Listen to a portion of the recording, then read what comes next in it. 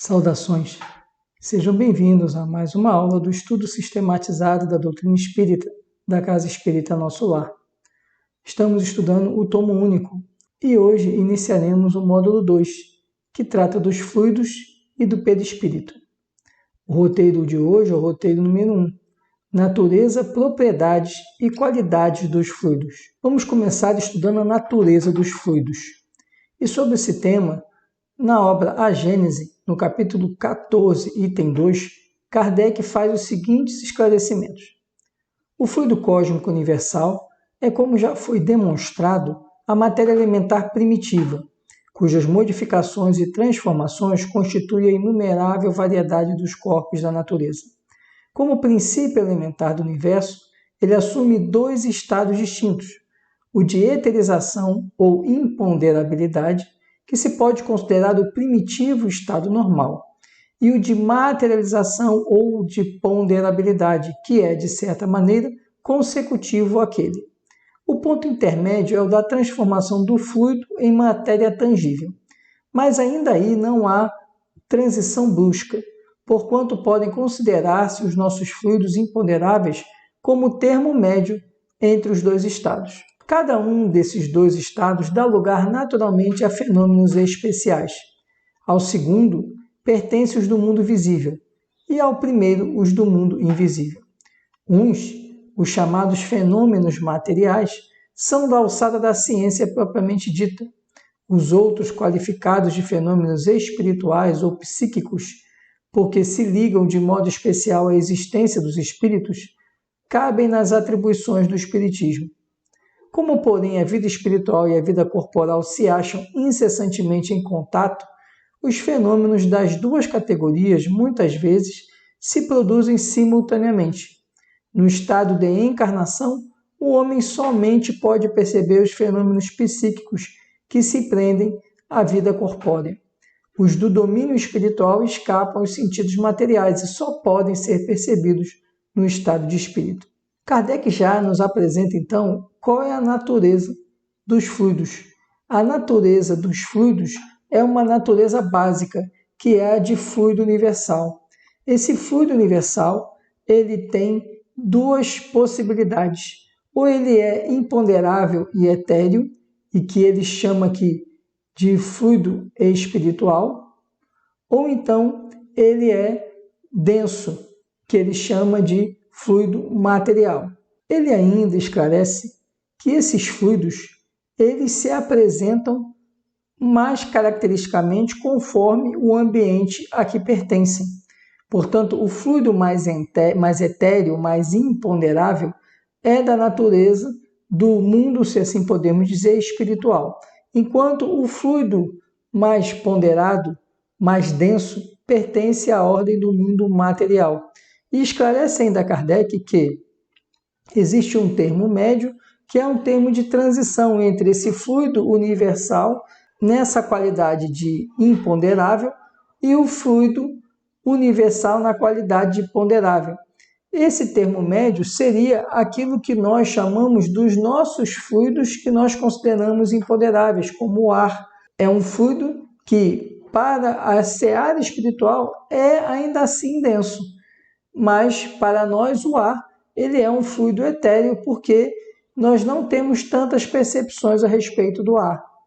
Explica Kardec, portanto, que as percepções nesses ambientes, inerentes a esses fluidos, vai depender da natureza dos ocupantes desses ambientes, ou seja, no mundo espiritual, os espíritos têm e conseguem ter as percepções desses fluidos mais imponderáveis, enquanto no mundo material, os encarnados têm mais intensamente, têm a percepção aguda do que acontece na esfera material, mas não conseguem ter essa percepção em relação à esfera espiritual. Continuando na obra Gênese, no capítulo 14, item 3, Kardec prossegue na reflexão sobre os fluidos.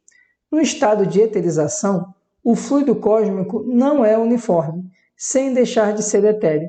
Sofre modificações tão variadas em gênero e mais numerosas talvez do que no estado de matéria tangível.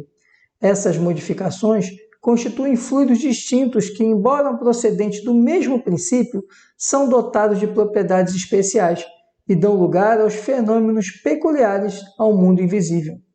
Dentro da relatividade de tudo, esses fluidos têm para os espíritos, que também são fluídicos, uma aparência tão material quanto a dos objetos tangíveis para os encarnados, e são para eles, os espíritos, o que são para nós as substâncias do mundo terrestre. Os espíritos os elaboram e combinam para produzirem determinados efeitos, como fazem os homens com seus materiais, ainda que por processos diferentes. Lá, porém, como neste mundo, somente aos espíritos mais esclarecidos é dado compreender o papel que desempenham os elementos constitutivos do mundo onde eles se acham. Os ignorantes do mundo invisível são tão incapazes de explicar a si mesmos os fenômenos a que assistem e para os quais muitas vezes concorrem maquinalmente, como os ignorantes da Terra o são para explicar os efeitos da luz ou da eletricidade, para dizer de que modo é que veem e escutam. Kardec agora, ele nos traz um dado interessante. Quando nós temos o fluido universal e percebemos que esse fluido universal ele vai sofrendo modificações na esfera espiritual e também na esfera material, fica parecendo que na esfera espiritual o fluido ele tem uma única natureza. Explica aqui Kardec que esse fluido universal ele também sofre transformações, ajustes realizados pelos próprios espíritos na seara espiritual, adequando esses fluidos às suas necessidades. Assim como fazemos na Terra, onde temos os elementos químicos e as substâncias químicas, e elas, através de vários processos, são transformadas em materiais que atendam às necessidades do homem encarnado. Explica então Kardec que isso também se opera no plano espiritual com o fluido universal e a sua transformação, apesar de ser imponderável. Mas essa imponderabilidade não altera a sua capacidade de transformação no mundo espiritual. E essa transformação se dá conforme a capacidade dos espíritos. Explica ainda Kardec que os espíritos mais elevados, eles têm capacidade de realizarem maiores modificações nesse fluido espiritual, enquanto os mais inferiorizados sequer conhecem ou compreendem os processos que eles causam nos fluidos. E, portanto, eles não têm a percepção adequada das transformações do fluido universal na seara espiritual. Por isso é que precisamos compreender, assim como acontece na Terra, enquanto algumas pessoas sabem transformar a pedra do minério em aço, outros sequer sabem como isso acontece, mas nem por isso deixam de se beneficiar do aço. A mesma coisa o exemplo que Kardec dá da energia elétrica. Muitos não conhecem como se gera energia elétrica, como se transmite os efeitos da energia elétrica, como ela vai gerar as atividades e serviços que o homem utiliza com a energia elétrica, mas nem por isso deixam de usufruir da energia elétrica. O mesmo se dá na seara espiritual. Quanto mais avançado o espírito, mais evoluído, maiores capacidades de manipulação desses fluidos etéreos, desdobramentos do fluido básico, do que é o fluido universal. Continuando ainda no capítulo 14, agora no item 5, Kardec fala que a pureza absoluta, da qual nos pode dar ideia, é o ponto de partida do fluido universal. O ponto oposto é o em que ele se transforma em matéria tangível. Entre esses dois extremos, dão-se inúmeras transformações, mais ou menos aproximadas de um e de outro. Os fluidos mais próximos da materialidade, os menos puros, consequentemente, compõem o que se pode chamar a atmosfera espiritual da Terra. É desse meio, onde igualmente vários são os graus de pureza, que os espíritos encarnados e desencarnados deste planeta aurem os elementos necessários à economia de suas existências. Por muito sutis e impalpáveis que nos sejam esses fluidos, não deixam por isso de ser de natureza grosseira em comparação com os fluidos etéreos das regiões superiores. O mesmo se dá na superfície de todos os mundos, salvo as diferenças de constituição e as condições de vitalidade próprias de cada um. Quanto menos material é a vida neles, tanto menos afinidades têm os fluidos espirituais com a matéria propriamente dita. Não é rigorosamente exata a qualificação de fluidos espirituais, pois que, em definitivo, eles são sempre matéria mais ou menos quintessenciada. De realmente espiritual, só a alma ou o espírito inteligente. Dá-se-lhes essa denominação por comparação apenas, e, sobretudo, pela afinidade que eles guardam com os espíritos. Pode dizer-se que são a matéria do mundo espiritual, razão por que são chamados fluidos espirituais. Kardec agora nos esclarece que, embora nós tenhamos o fluido chamado espiritual, esse fluido espiritual ele é um desdobramento do fluido universal. Ele é fruto de transformações que o fluido universal ele sofre. Apenas para nós encarnados, ele configura uma matéria quintessenciada, uma matéria sutil, porque nós estamos dentro do mundo material e por isso não conseguimos perceber o mundo espiritual que nos cerca e essa variedade de matérias inerentes a ele. E ainda nos lembra Kardec que a Terra, a psicosfera da Terra, o ambiente espiritual da Terra, possui esse fluido espiritual, mas é um fluido muito mais denso, se comparado com o fluido de outros mundos mais elevados. Por quê? Porque o fluido universal ele vai se ajustando, vai se densificando conforme a natureza do ambiente onde ele se encontra. Então, na Terra, mundo de provas e expiações, nós temos um fluido espiritual que precisamos compreender que nada mais é que o desdobramento do fluido universal, ainda num grau de eteriedade que para nós é algo imperceptível, mas que lá no mundo espiritual, para os espíritos, existem diferenças muito gritantes. E por isso, nossa incapacidade de perceber esses fluidos não retira a densidade deles. Apenas nosso mecanismo dos sentidos humanos e materiais não é suficiente para percebê-los. Todavia, para os espíritos desencarnados, isso é altamente perceptível. E ele lembra ainda que o termo fluido espiritual faz entender que seria um fluido diferente do fluido universal, e não é. Ou um fluido exclusivamente dos espíritos, e não é. O fluido espiritual, ele é o desdobramento do fluido universal, ele é a manipulação desse fluido universal, e esse fluido universal, esse fluido espiritual, ele vai sofrendo transformações até chegar ao ponto de fluido material. E como fluido material, ele vai sofrendo outras transformações. Então, por exemplo, o ar da nossa atmosfera, ele não é um fluido espiritual, ele é um fluido material. E olha que o ar é algo que para nós é imperceptível. Nós estamos respiramos o ar e nele vários tipos de gases, principalmente o oxigênio, mas também gás carbônico, nitrogênio, hidrogênio e outros gases que compõem a atmosfera. Mas para nós isso é indiferente, apenas existe o ar, senão nós não estaríamos respirando. Mas esse ar já é um fluido material, ele não é um fluido espiritual, mas para nós é algo etéreo. E é por isso que Kardec faz essa explicação e essa diferenciação. E ele deixa claro que falar em fluido espiritual não significa que é um fluido exclusivo dos espíritos, porque o fluido espiritual permeia todo o universo, porque ele está mergulhado no fluido universal. Apenas o fluido espiritual vai sofrendo transformações até ficar mais denso, e aí nós temos o fluido material. Esse fluido material é que vai compor os planetas, vai compor as estrelas, de maneira que o fluido espiritual, ele está presente também nos planetas, mas ele é o desdobramento, ele sofreu o desdobramento para se materializar. E tudo isso, seja o fluido espiritual, seja o fluido material, tudo é fluido universal. É apenas o fluido universal transformado. Fazendo uma comparação grosseira, porque nós estamos no mundo material e só podemos fazer as comparações grosseiras, é o mesmo que nós pensarmos o vapor, a água e o gelo.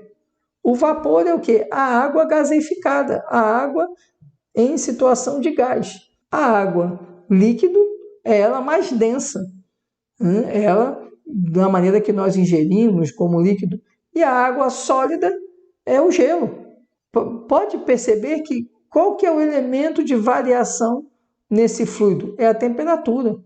Quando a temperatura é muito alta, a água evapora e se torna um vapor, se torna parte do ar. Ela se insere no ar.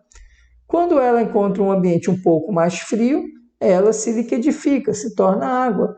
Quando pega um ambiente mais frio ainda, ela se solidifica e se torna gelo. O mesmo acontece com o fluido universal.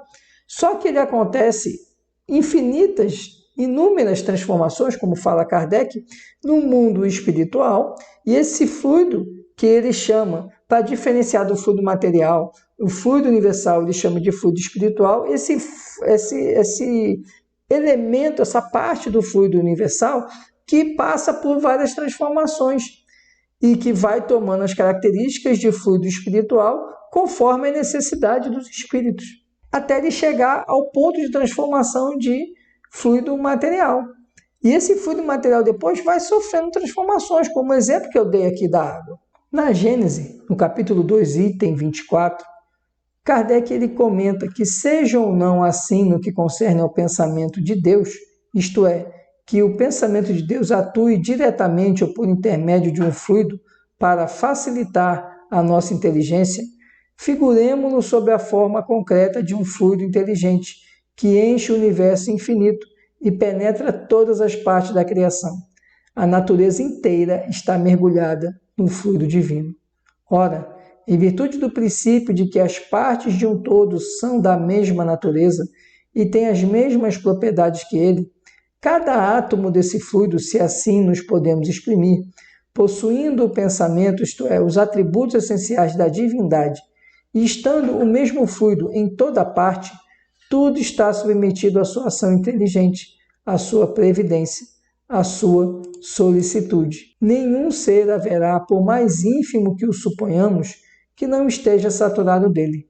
Achamo-nos, então, constantemente em presença da divindade. Nenhuma das nossas ações lhe podemos subtrair a olhar. O nosso pensamento está em contato ininterrupto com o seu pensamento, havendo, pois, razão para dizer-se que Deus vê os mais profundos refolhos do nosso coração. Estamos nele como ele está em nós, segundo a palavra do Cristo. Primeira Epístola de João, capítulo 4, versículo 13. Para estender a sua solicitude a todas as criaturas, não precisa Deus lançar o olhar do alto da imensidade. As nossas preces, para que ele as ouça, não precisam transpor o espaço nem ser ditas com voz retumbante, pois que, estando sempre ao nosso lado, os nossos pensamentos repercutem nele. Os nossos pensamentos são como os sons de um sino, que fazem vibrar todas as moléculas do ar ambiente. Veja que interessante que Kardec nos explica aqui. Primeiro, ele explica que, como o fluido universal é uma emanação divina, e essa emanação divina é fruto do pensamento de Deus, que nós não podemos comparar com o pensamento humano, com o nosso pensamento de criaturas e de criaturas ainda em qualidade bastante inferior, mas como esse pensamento divino, ele faz irradiar o fluido universal, e o fluido universal percorre todo o universo, e quando pensamos no universo, precisamos pensar no universo material e espiritual. Em razão disso, percebemos que, por isso a fala que Jesus sempre nos falava quando ele estava no Pai e o Pai estava nele. Quando Jesus falava isso, ele falava isso para nós também. Nós estamos no Pai e o Pai está em nós. O problema é que nós nos distanciamos do Pai e bloqueamos esse contato que sempre está disponível com Deus. Mas nós, com o nosso apego à matéria, nós limitamos esse contato com Deus. E como essa emanação divina é constante, por isso que se diz que não há uma folha que caia da árvore sem o consentimento de Deus. Na verdade, é porque a folha também é Deus, a árvore é Deus, o vento é Deus, o chão, a terra é Deus, porque tudo é fluido universal e tudo é emanação divina. É apenas a emanação divina transformada, o fluido universal transformado. sofrendo modificações no âmbito espiritual e depois no âmbito material. A própria folha, quando ela cai, ela sofre modificações no âmbito material. Para a árvore ter a folha, ela pegou elementos da terra, pegou a água, através da seiva, fez brotar a folha. A folha seca, ela perde água, a água evapora, retorna para o ar, depois cai sob chuva. E essa folha depois se desprende, porque ela seca. Cai na terra, os nutrientes da folha se desagregam, a folha se desagrega, retorna para a terra. E assim é o ciclo, a lei de Lavoisier. Nada se perde, nada se cria, tudo se transforma. E tudo se transforma porque, na essência, tudo é fluido universal. Tudo é emanação de Deus. E Kardec aqui ainda nos fala que nós não devemos ficar achando que Deus está numa posição geográfica no universo distante de nós. Porque, ao contrário, nós estamos mergulhados nele. Porque estamos todos mergulhados no fluido universal. É verdade que é um fluido universal que vai sofrendo transformações, passando lá pelo fluido espiritual até chegar ao fluido material, e como o fluido material sofre ainda uma infinidade de transformações. Mas tudo isso é emanação divina, como nós somos também emanação divina, mas temos consciência, por isso somos espíritos simples e ignorantes. Fazemos parte da emanação divina, somos criaturas de Deus, mas temos atributos que Deus nos concede para podermos evoluir e chegar à condição de espírito puro, como tudo na natureza se transforma. Então, nossas preces, Kardec encerra esse comentário, elas sempre chegam a Deus, porque nossas preces estão no fluido universal, são vibrações, é uma onda de energia, que é o pensamento, e se desloca no fluido universal. Como o fluido universal é emanação divina e, portanto, sai de Deus, e Deus está nele, nossas preces sempre chegam a ele. Apenas existem espíritos mais elevados a quem Deus confia determinadas atividades para atender às necessidades de suas criaturas, porque nossa jornada como espírito é chegar à condição de espírito puro e um dia ser verdadeiros dispenseiros de Deus. Vamos estudar agora quais são as propriedades dos fluidos. Na obra O Céu e o Inferno, no capítulo 10, item 10, Kardec explica que, esclarecendo-nos sobre as propriedades dos fluidos, agentes e meios de ação do mundo invisível, constituindo uma das forças e potências da natureza, o Espiritismo nos dá a chave de inúmeros fatos e coisas inexplicados e inexplicáveis de outro modo. Fatos e coisas que passaram por prodígios em outras eras.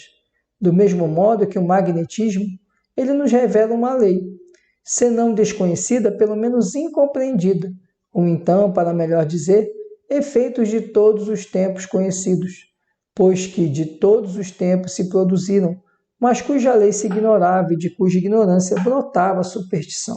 Conhecida essa lei, desaparece o maravilhoso e os fenômenos entram para a ordem das coisas naturais. Eis porque os espíritos não produzem milagres, fazendo girar as mesas ou escrever os mortos. Com o milagre não fazem um médico em restituir a vida ao moribundo e o físico provocando a queda do raio. Quem pretendesse fazer milagres pelo espiritismo não passaria de ignorante, ou então de mero prestidigitador. Kardec aqui ele começa nos explicando que, como nós não conhecemos as propriedades dos fluidos, principalmente dos fluidos espirituais, muitos eventos, muitas atividades que sempre aconteceram através desse intercâmbio, mundo material e mundo espiritual, parecem fenômenos inexplicáveis, milagres, fenômenos lúdicos, quando na verdade não são. Apenas o homem não consegue compreender ainda a dimensão dos fluidos e os seus efeitos. Na verdade, tudo o que acontece, acontece em razão da capacidade desse fluido universal de se transformar, já que ele é o fluido primitivo, o fluido originário, de se transformar em qualquer fluido. E como a sua natureza é uma só, essa natureza única de fluido universal faz com que todos os demais fluidos tenham um ponto em comum. E em razão desse ponto em comum, quanto mais elevado o espírito, mais ele tem capacidade de fazer com que esse fluido básico, vamos dizer assim, esse fluido universal, reaja conforme o seu interesse ou a sua necessidade. Por isso que ele coloca, Kardec, que o estudo do Espiritismo faz com que nós compreendamos essa essência do fluido e que o fluido, a existência de fluidos está ligada à essência da existência. Existimos porque existe um fluido universal e somos parte desse fluido universal e por isso todos nós estamos ligados, todos nós temos um ponto comum. E esse ponto comum é que nos leva até Deus. Então, Kardec encerra aqui explicando que não há, com a compreensão do Espiritismo, como manter ou acreditar na existência de milagres ou de fenômenos sobrenaturais, porque todas essas situações são explicadas pela compreensão da manipulação dos fluidos e pela capacidade dos espíritos mais elevados em valerem-se desse fluido universal. Na Gênese, capítulo 14, item 15, Kardec explica: sendo os fluidos o veículo do pensamento, este atua sobre os fluidos como o som sobre o ar. Eles nos trazem o pensamento como o ar nos traz o som. Pode-se, pois, dizer, sem receio de errar, que há, nesses fluidos, ondas e raios de pensamentos que se cruzam sem se confundirem, como há no ar, ondas e vibrações sonoras. A mais, criando imagens fluídicas, o pensamento se reflete no envoltório perispirítico, como num espelho. Toma nele corpo e aí, de certo modo, se fotografa. Tem um homem, por exemplo, a ideia de matar o outro. Embora o corpo material se lhe conserve impassível, seu corpo fluídico é posto em ação pelo pensamento e reproduz todos os matizes deste último. Executa fluidicamente o gesto, o ato que intentou praticar. O pensamento cria a imagem da vítima e a cena inteira é pintada como num quadro, tal qual se lhe desenrola no espírito. Desse modo é que os mais secretos movimentos da alma repercutem no envoltório fluídico, que uma alma pode ter noutra alma, como num livro, e ver o que não é perceptível aos olhos do corpo. Contudo, vendo a intenção, pode ela pressentir a execução do ato que lhe será a consequência, mas não pode determinar o instante em que o mesmo ato será executado, nem lhe assinalar os pormenores, nem ainda afirmar que ele se dê, porque circunstâncias ulteriores poderão modificar os planos assentados e mudar as disposições. Ele não pode ver o que ainda não esteja no pensamento do outro. O que vê é a preocupação habitual do indivíduo, seus desejos, seus projetos, seus desígnios bons ou maus. Veja aí que ele nos apresenta outra propriedade do fluido, e aí ele nos traz a explicação do pensamento. O nosso pensamento é uma emanação. Quando pensamos, estamos emanando uma onda e essa onda ela vai repercutir no fluido universal. Assim como nossa fala é uma onda mecânica e ela repercute no ar.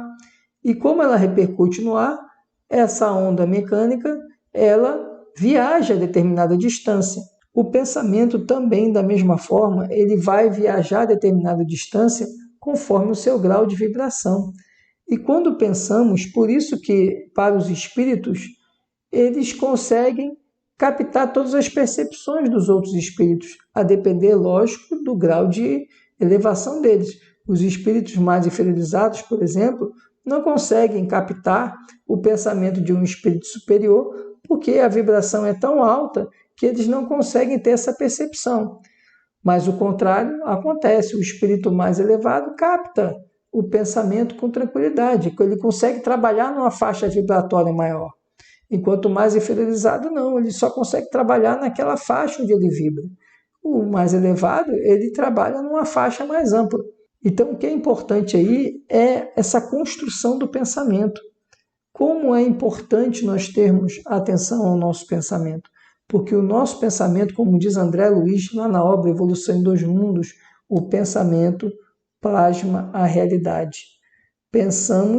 Quando pensamos, na explicação aqui de Kardec, nós estamos projetando no nosso perispírito aquela emanação do pensamento, através do fluido universal. E essa emanação do pensamento acaba pintando um quadro, como Kardec fala aqui, André Luiz fala em plasmar a realidade, mas é porque ele já pinta o quadro. Então você projeta para o universo aquilo que você deseja. E ao projetar, se você está desejando bem, os espíritos que se afinizam com o bem vão gostar de assistir aquela cena que você está projetando, vão se aproximar de você para estimular a prática do bem. Mas essa afirmação vale para o contrário também.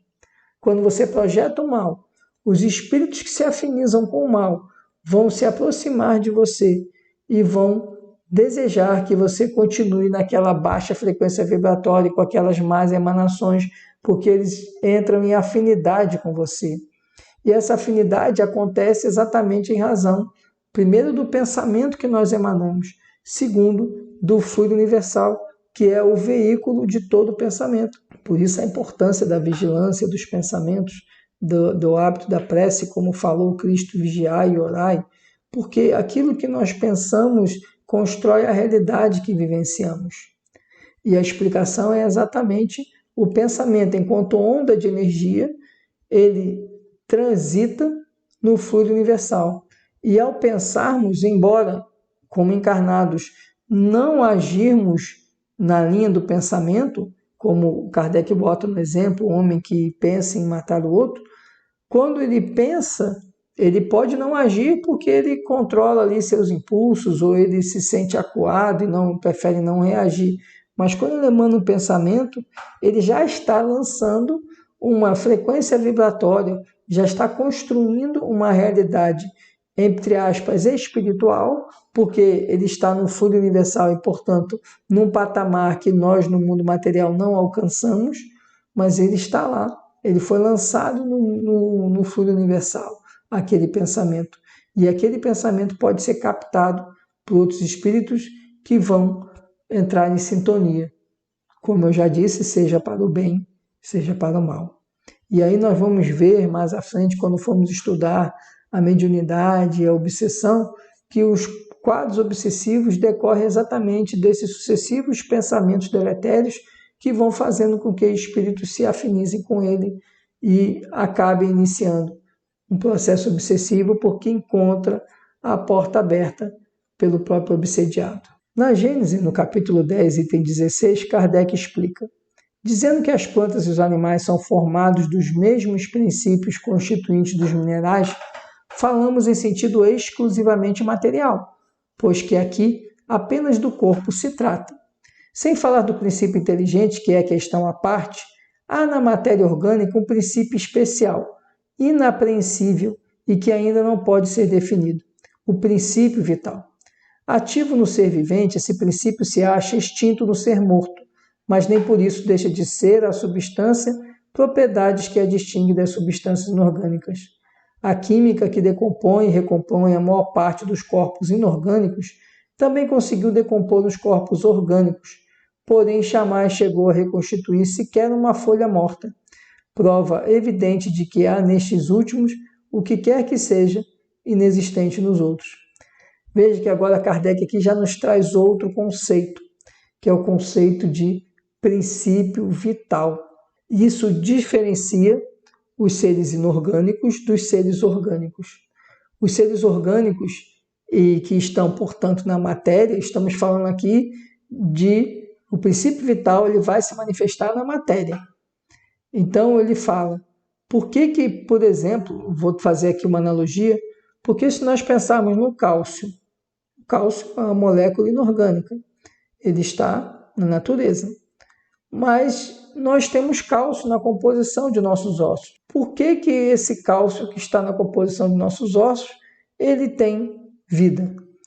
As células que estão ali e que se valem do cálcio, que formam nossa estrutura óssea, utiliza esse componente químico para formar essa estrutura óssea, elas se valem de chamado princípio vital.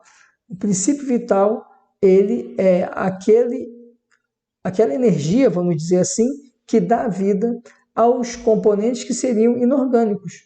E através desses componentes inorgânicos imantados por esse princípio vital é que nós temos a vida dos orgânulos celulares, e das células vamos para os tecidos, dos tecidos para os órgãos, até chegarmos aos corpos com vida.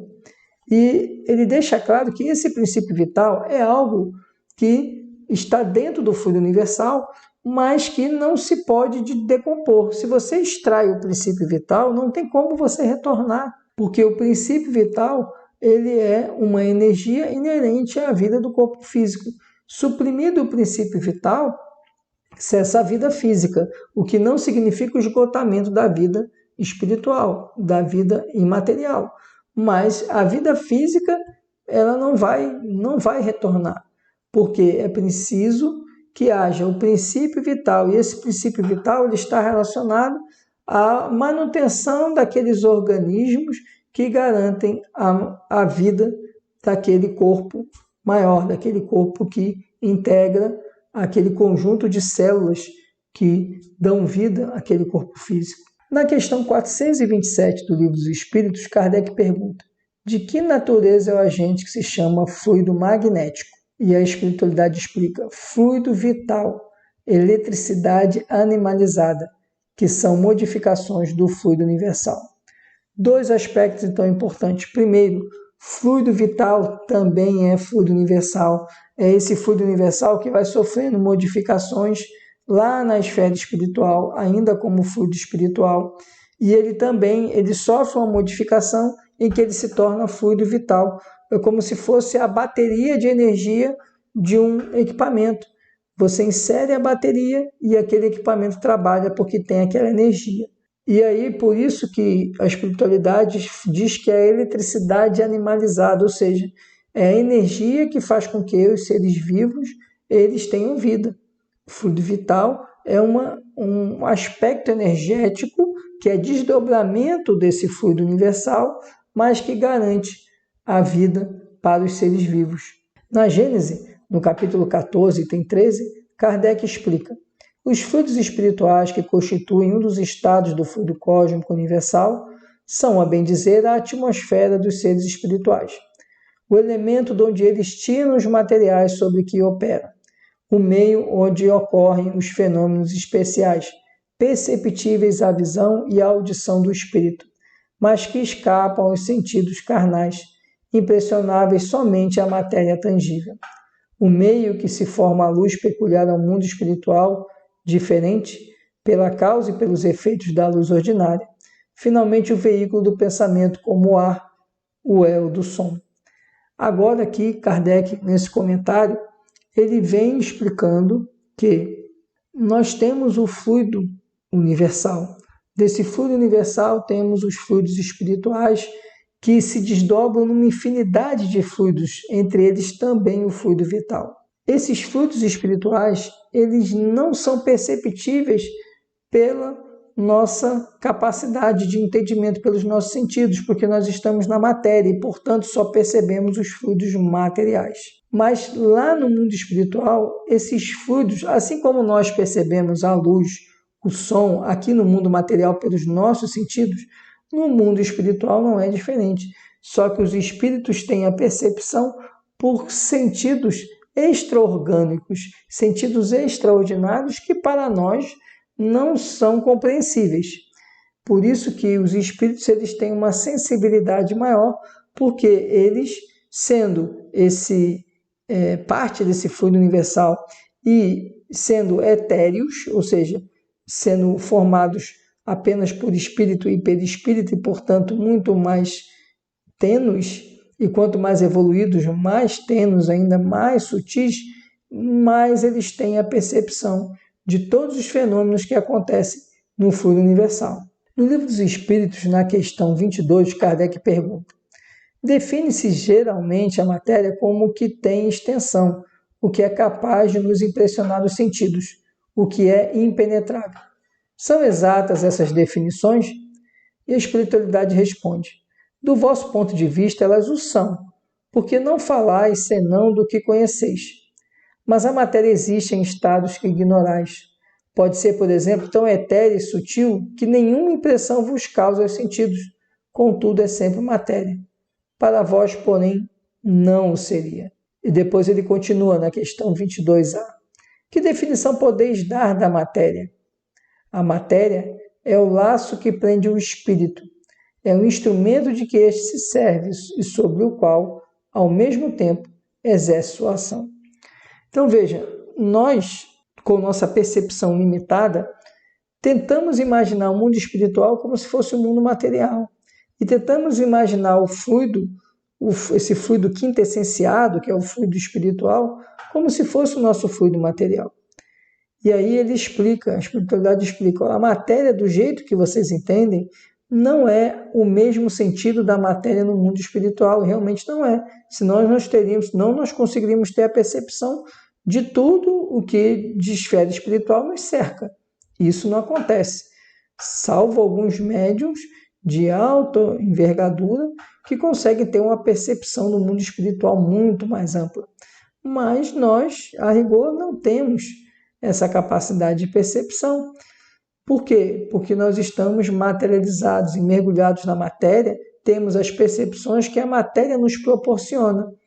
E não conseguimos ter as percepções que o mundo espiritual nos proporciona. Somos afetados por esse mundo espiritual, mas não temos a percepção. Nossa afetação se refere à influência dos espíritos sobre nós, mas nós não conseguimos ter a perfeita percepção, embora tenhamos essa influenciação. E, no final, Kardec pergunta, então, o que vem a ser a matéria? E a matéria, então, é o laço que prende o espírito. O espírito precisa da matéria para evoluir, mas o espírito ele não depende da matéria para existir. Mas a matéria prende o espírito, e aí o espírito sofre a influência da matéria e também influencia essa matéria. Podemos indicar algumas propriedades dos fluidos. Primeiro, os fluidos são utilizados como veículo do pensamento. Segundo, o corpo físico e o perispírito, como subprodutos do fluido cósmico universal, possuem fluidos específicos, sendo que o fluido vital é um dos mais importantes. Terceiro, os fluidos espirituais que constituem um dos estados do fluido cósmico universal são, a bem dizer, a atmosfera dos seres espirituais, o elemento de onde destinam os materiais sobre que operam, o meio onde ocorrem os fenômenos especiais perceptíveis à visão e à audição do espírito, mas que escapam aos sentidos carnais, impressionáveis somente à matéria tangível, o meio onde se forma a luz peculiar ao mundo espiritual, diferente pela causa e pelos efeitos da luz ordinária. Os fluidos espirituais que constituem um dos estados do fluido cósmico universal são, a bem dizer, a atmosfera dos seres espirituais, o elemento de onde destinam os materiais sobre que operam, o meio de onde ocorrem os fenômenos especiais perceptíveis à visão e à audição do espírito, mas que escapam aos sentidos carnais, impressionáveis somente à matéria tangível, o meio onde se forma a luz peculiar ao mundo espiritual, diferente pela causa e pelos efeitos da luz ordinária. Então, vendo essas 4 características, fica muito claro para nós que o fluido, que nós chamamos de fluido espiritual, ele tem propriedades, tem características muito diferentes do fluido material, porque ele permite uma gama de interações, uma gama de efeitos que não são passíveis do mundo material. Isso faz com que os espíritos tenham uma percepção diferente de nós encarnados. Lembrando que, como encarnados, somos também espíritos, mas como estamos na matéria, estamos mergulhados na densidade, temos menos capacidade de percepção do que os espíritos que estão livres da matéria. Mas o que é importante é nós entendermos que esses espíritos, eles, por estarem nesse fluido universal, eles gozam e se valem das propriedades desse fluido espiritual para garantir o seu meio de comunicação, como ele fala, sua audição, sua visão, tudo é diferenciado, porque o fluido espiritual é diferenciado do nosso fluido material. É um fluido mais etéreo, e por ser mais etéreo, oferece maiores possibilidades aos espíritos. Na Gênese, no capítulo 14, item 17, Kardec explica: for impossível fazer-se uma enumeração ou classificação dos bons e dos maus fluidos, ou especificar-lhe as respectivas qualidades, por ser tão grande quanto a dos pensamentos a diversidade deles. Os fluidos não possuem qualidades sui generis, mas as que adquirem no meio onde se elaboram. Modificam-se pelos eflúvios desse meio, como o ar pelas exalações, a água pelos sais das camadas que atravessa. Conforme as circunstâncias, suas qualidades são, como as da água e do ar, temporárias ou permanentes, o que os torna muito essencialmente apropriados à produção de tais ou tais efeitos. Também carecem de denominações particulares. Como os odores, eles são designados pelas suas propriedades, seus efeitos e tipos originais. Sob o ponto de vista moral, trazem o cunho dos sentimentos de ódio, de inveja, de ciúme, de orgulho, de egoísmo, de violência, de hipocrisia, de bondade, de benevolência, de amor, de caridade, de doçura, etc. Sob aspecto físico, são excitantes, calmantes, penetrantes, adstringentes, irritantes, dulcificantes, soporíficos, narcóticos, tóxicos, reparadores, expulsivos, tornam-se força de transmissão, de propulsão, etc. O quadro dos fluidos seria, pois, o de todas as paixões, das virtudes e dos vícios da humanidade e das propriedades da matéria, correspondentes aos efeitos que eles produzem. Quanto às qualidades dos fluidos, Kardec explica que os fluidos espirituais, assim como nos fluidos materiais, esses fluidos materiais estão sujeitos a toda a sorte de efeitos físicos. Então, ele explica da água, quando está em contato com sal, a água modifica sua condição química. Explica do próprio ar, do ambiente, que isso tudo vai causando alterações no fluido, e aí como os odores, né? Você tem determinados odores em razão desse fluido que está no ambiente. O mesmo se dá no fluido espiritual. E deixa claro que no fluido espiritual, como o veículo de modificação do fluido espiritual é o pensamento, nós vamos ter então no fluido espiritual toda a sorte de pensamentos modificando esse fluido. Por isso que às vezes quando a gente entra num determinado local, costumam-se usar a expressão, né, aquele local é um local carregado, ou aquele local é um ambiente de paz. Por quê? Porque os pensamentos que são emanados naqueles locais fazem o que nós chamamos de psicosfera. Cria ali uma ambiência de fluidos etéreos, fluidos espirituais, capitaneada pela ordem dos pensamentos que estão naquele ambiente. Então, quanto mais desajustados os pensamentos, mais aquele fluido espiritual ficará afetado com desajustes. O mesmo na ordem inversa.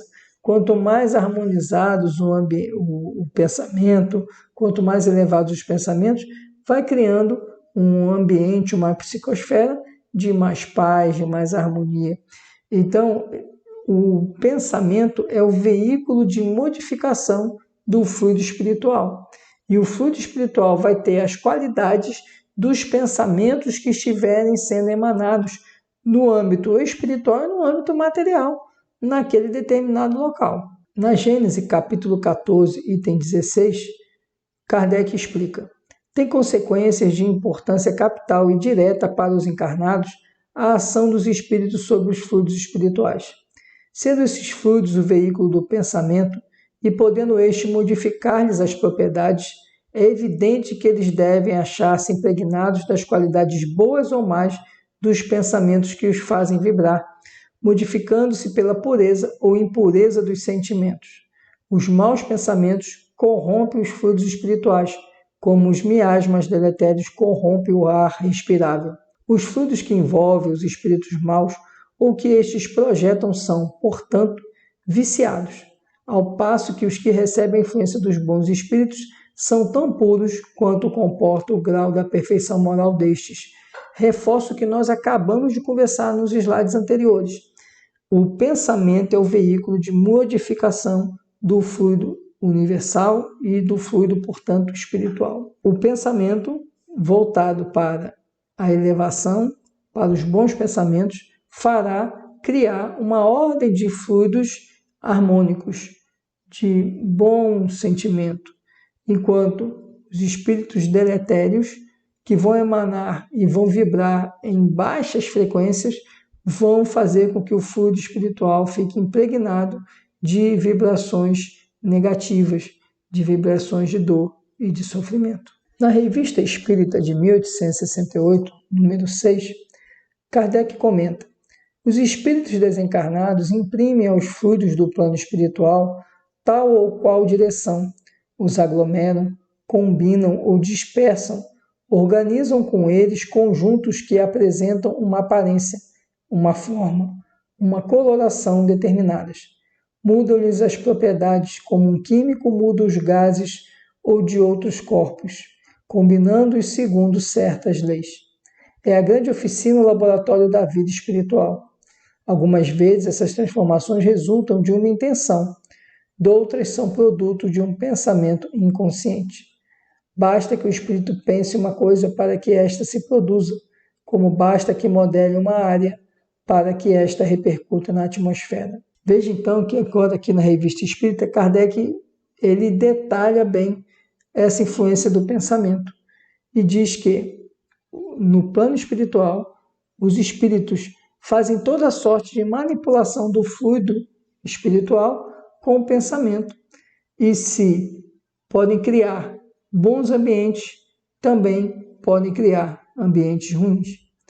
E caberá a nós, através da vigilância do nosso pensamento, adequarmos o ajuste de vibração ao ambiente em que estejamos melhores, estejamos sintonizados com a espiritualidade superior.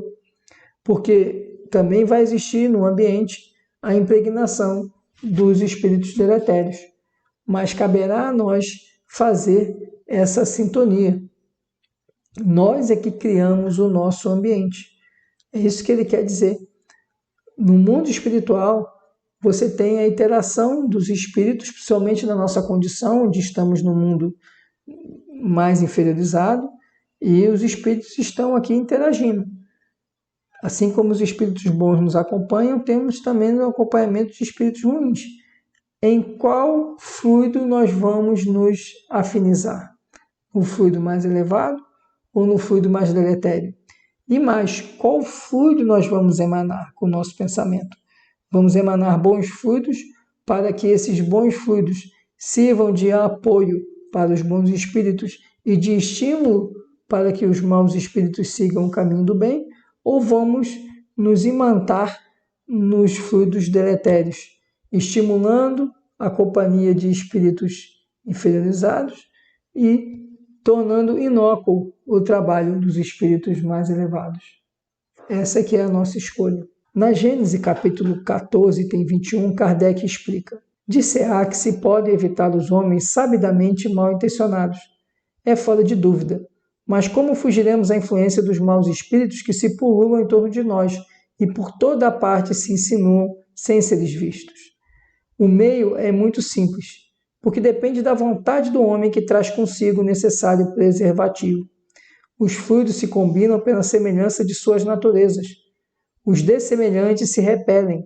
Há incompatibilidade entre os bons e os maus fluidos, como entre o óleo e a água. Que se faz quando se está viciado o ar? Procede-se ao seu saneamento, cuida-se de depurá-lo, destruindo o foco dos miasmas, expelindo os eflúvios malsãos, por meio de mais fortes correntes de ar salubre. A invasão, pois, dos maus fluidos, cumpre se oponham os fluidos bons, e como cada um tem no seu próprio perispírito uma fonte fluídica permanente, todos trazem consigo o remédio aplicável. Trata-se apenas de purificar essa fonte, de lhe dar qualidades tais que se constitua para as más influências um repulsor, em vez de ser uma força atrativa.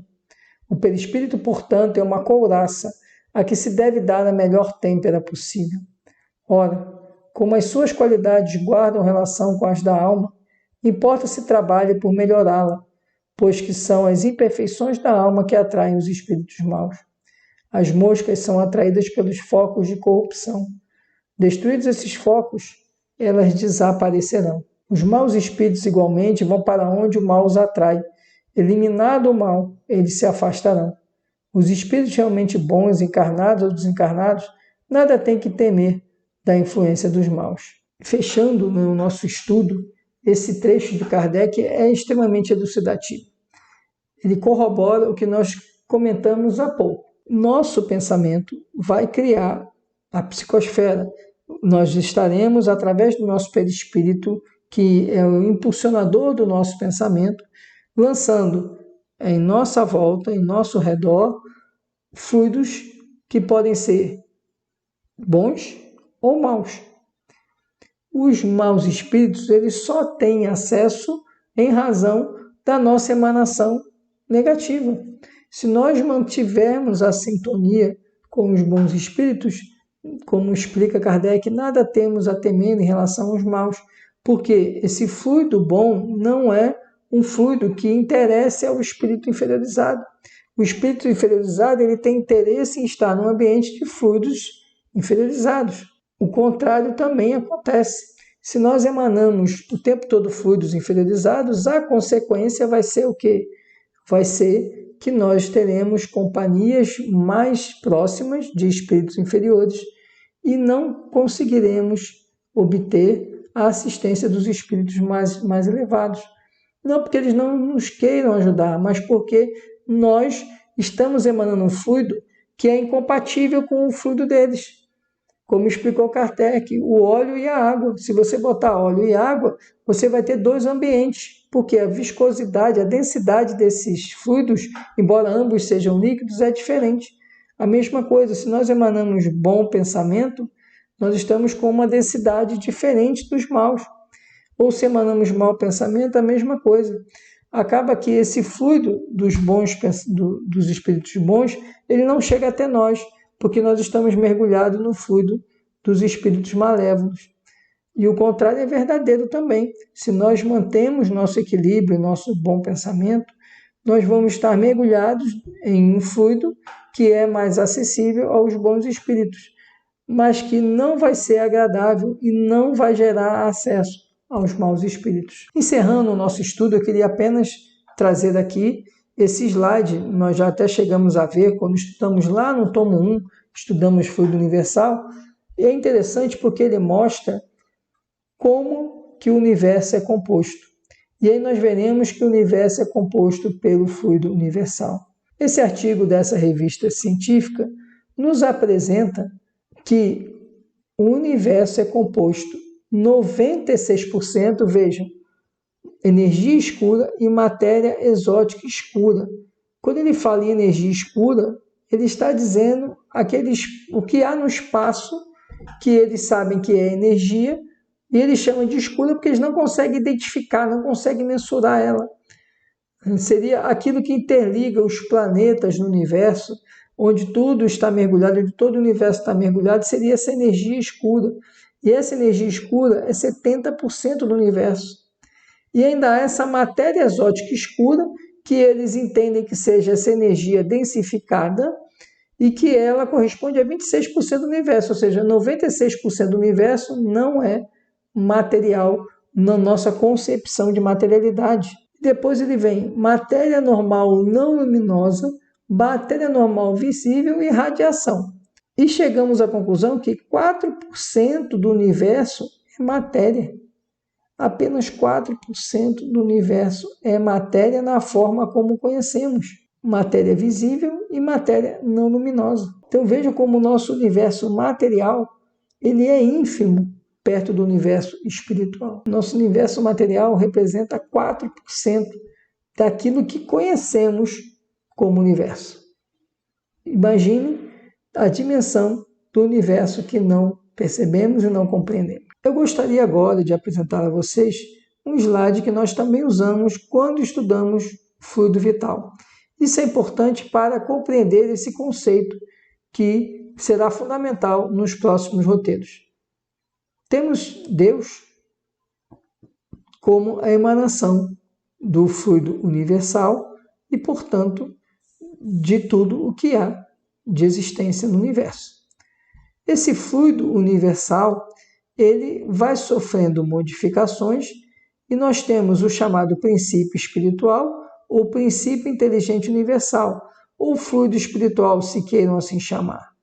Esse fluido espiritual, nós vimos, ele sofre modificações que levam à formação do fluido material, também chamado de fluido cósmico universal. Esse fluido cósmico universal, ele é desmembrado em dois aspectos. Um é o fluido vital. Esse fluido vital é uma parte desse fluido material, porque o fluido vital é inerente à matéria. Apenas os seres orgânicos têm fluido vital enquanto estão vivos. Então, esse fluido vital, ele faz parte do universo, mas ele é algo que está inativado.